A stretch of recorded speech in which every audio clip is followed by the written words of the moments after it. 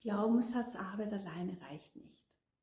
Meine Klientinnen fragen mich ganz oft, ob es nicht ausreicht, einfach begrenzende Glaubenssätze aufzudecken und dann durch Affirmationen zu überschreiben. Die Glaubenssatzarbeit ist eine ganz, ganz tolle Arbeit und ich verwende sie wirklich sehr oft, meist aber on top zu meinem Deep Reset. Das heißt, im Deep Reset schauen wir wirklich, was ist die Ursache für deine Dauerschleife? Warum drehst du dich bei einem Thema immer wieder im Kreis?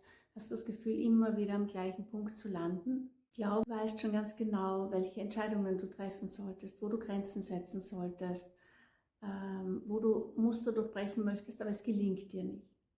Sobald wir das im Deep Reset, im Zellgedächtnis gelöst haben, die Ursache, dann ist sozusagen einmal das Feld vorbereitet und dann ist es super, die Glaubenssatzarbeit zu machen. Dann entfaltet sie so ihre volle Wirkung.